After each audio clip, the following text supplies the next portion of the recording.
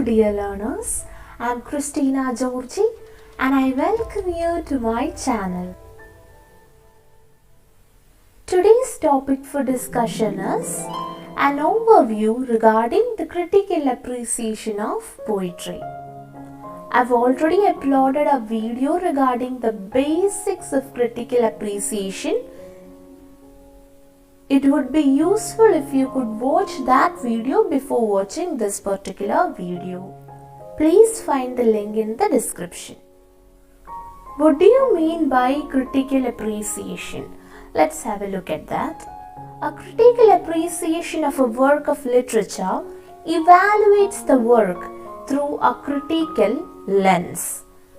We already had a discussion regarding this while we discussed literary criticism. Critical appreciation of a poem can hence be defined as the critical reading of a poem. This provides insight into the elements which make up the poem. So let's quickly look at the chief elements of critical appreciation. Firstly, preparing a brief summary. If you have already watched how to attempt a question on the critical appreciation of poems, you must be having an idea regarding the writing of summary. Then, deriving its message or objectives. Here, you will have to identify the main messages or objectives that the poet wishes to convey to the readers. Then, examining the general writing style of the poet. Remember, this could be done only if the poet is mentioned. Exploring purposes behind the poem. To determine purpose, ask yourself what the poet's intent was when he or she began to write. For example, did he or she want to inspire, entertain, or teach?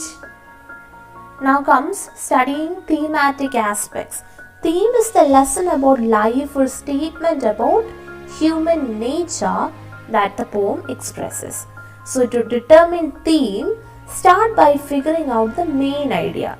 Then keep looking around the poem for details such as structure, sounds, word choices, or any poetical devices. Very often in most poems, death, love, nature, etc. become themes. From the examination point of view, for those students who wish to score high for such a question, it would be a smart move to mention the references to other works. In literary parlance, we call this intertextuality. Diction is simply the choice and use of words and phrases in speech or writing. A poem's diction is made up of two elements, the vocabulary that a poem uses and the syntax. Now comes imagery. This can be defined as a writer's use of words or figures of speech to create a vivid mental picture or physical sensation.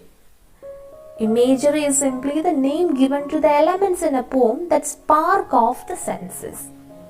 Now comes structure. Stanzas, rhythm, meter, rhyme scheme all fall under the category structure. It would be great if you could mention the rhyme scheme. Now comes the figures of speech. As you know, it's a figurative language that may consist of a single word or phrase. It could be a simile, it could be a metaphor, personification, oxymoron, etc. Finally, it is very significant to identify the genre of the poem. Now, let's look at how to attempt a question on the critical appreciation of poems. So, here are the basic steps to follow. Firstly, read the poem thoroughly. Then, note the title if mentioned and also identify the meaning of the poem. Now, you'll have to identify the speaker and the tone of the speaker. What do you mean by tone? The tone in a poem indicates a particular feeling. It could be joyful, it could be humorous, it could be serious, it could be informal, etc. Then slowly establish the context and identify the main theme and sub-themes of the poem. Then you can prepare the first draft, which means you can start writing. Remember to carefully organize the paragraphs, and finally spare some time to edit or revise the draft as needed. Now let's have a look at how to organize your paragraphs. Firstly, you should write an introduction. Then comes the main body, where you should mention a brief summary of the poem as well as a detailed analysis of the poem. And you could end with an effective conclusion. Now let's have a look at the major points to be discussed under introduction. The introductory section should consist of an introduction to the poem, and it could be written in one paragraph, and you can write about the poet, the literary background of the poet, the life and works of the poet, and also the literary movement or era to which the poet belongs. So this is possible only if you know who the poet is.